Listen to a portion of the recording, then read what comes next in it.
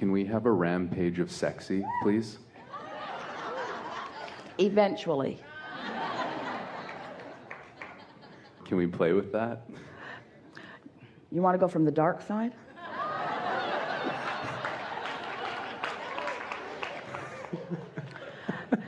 So we'll ask you some questions. Sure. Sexy? You're talking about sexy? Yeah. So what is more sexy? Limp?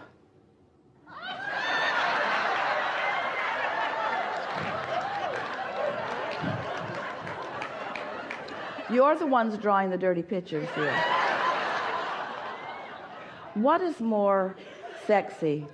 Limp, placid, tired, lethargic, or vital, eager, energetic? What is more sexy?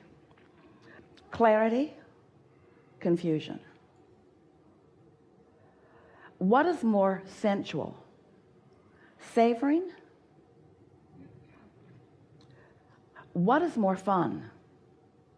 Momentum, speed, slowness, tiredness. So alignment applies to everything. But when you take a specific subject that is important to you, Napoleon Hill wrote a book years ago, Think and Grow Rich. Jerry devoured the book, bought thousands and thousands of copies, gave them away. But there was a segment in the book, a chapter in the book called Sexual Transmutation. Jerry always skipped over that part with others.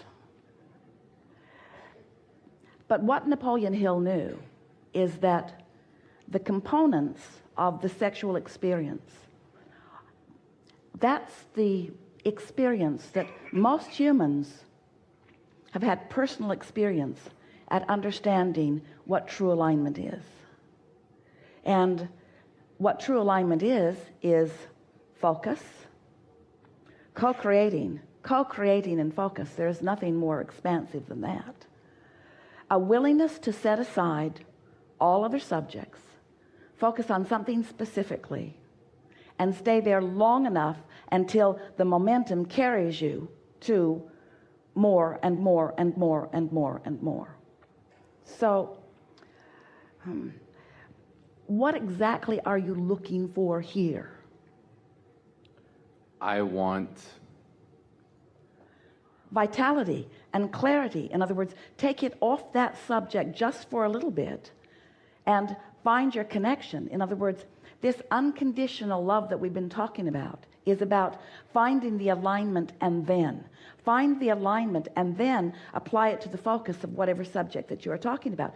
Most people don't do that with any subject, and especially with the subject of sexuality.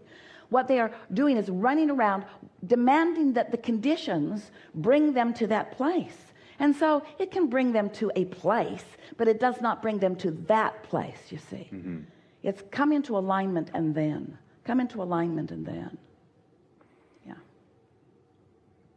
Cool. I guess what the essence of what I wanted was, I so enjoy this physical experience, and so much of that has to do with looking at the deliciousness that, I can look at anything and I can feel that delight in it. But feel the difference, and we know that you can, and we know that you do, and we know that you'll get this, and you know that you help us say it in a way that others get it too. Feel the difference between being there and then looking, and looking in order to get there. Right. And almost everyone is looking in order to get there, not finding it, not finding it, not finding it, not finding it, not finding it, not finding it, not finding it, not finding it. So there is a layer of disappointment. There's a layer of yearning. There's a layer of resistant vibration that is muting the true alignment and the true sexuality that you're wanting to feel. The true aliveness, you see, where if you find the aliveness and then you let the materialization, the manifestation come in response to that. Esther was writing earlier this morning, and she was feeling the clarity of finding that vibrational place and then feeling imagination coming in response. And she actually made a note to herself, because she had been believing for quite some time that imagination was something that she was to conjure. Imagination, sort of like the rampage that you were reaching for, is something to be conjured in order to affect an emotion.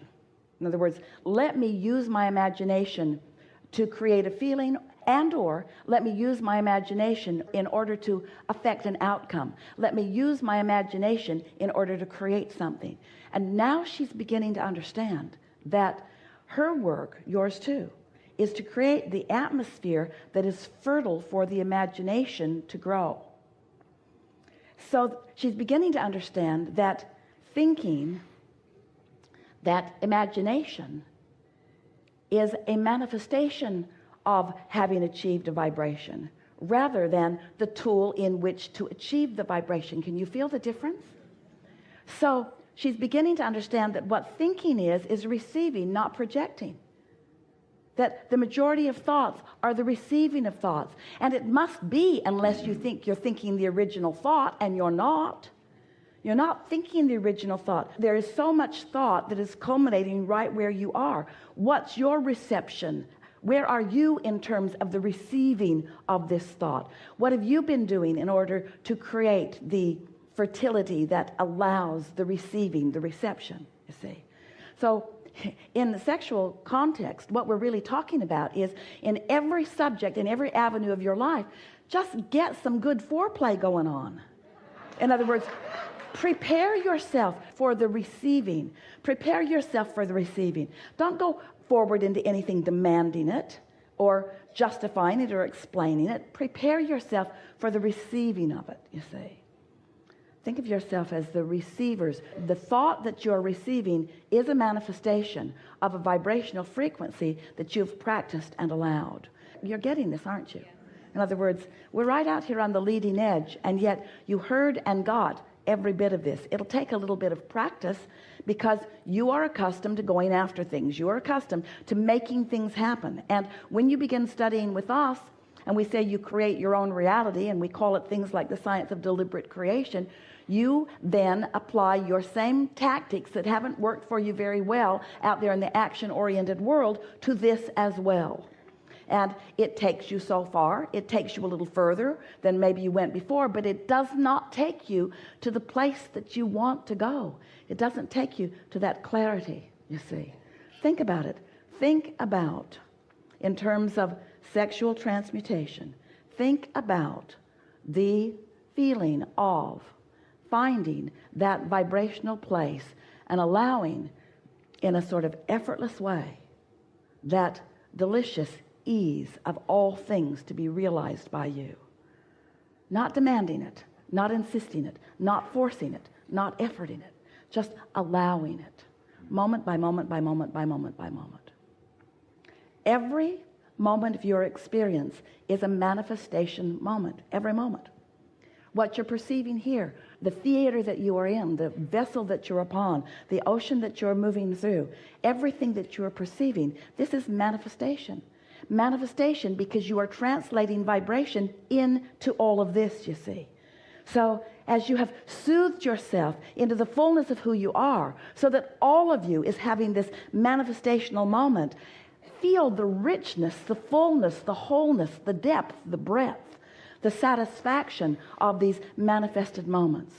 So many people are standing in this place, dissatisfied in this way and this way and this way.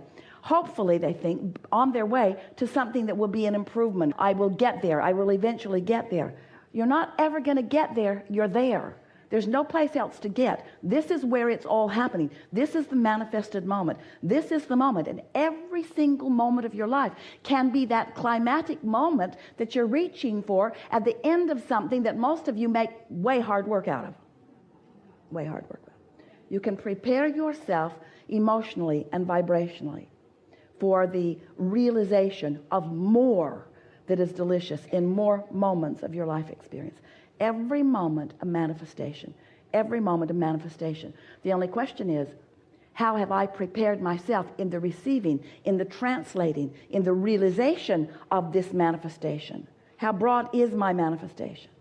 So rather than wanting to reach into all of the contrast in the world, the good and the bad and the ugly, the things wanted and things unwanted, rather than feeling like I need to explore the whole buffet in order to know what I'm doing, just find precision in the vibration that you're offering, and let what's being revealed to you that you are now realizing, let it be that expanded, that never before realized into all of the universe.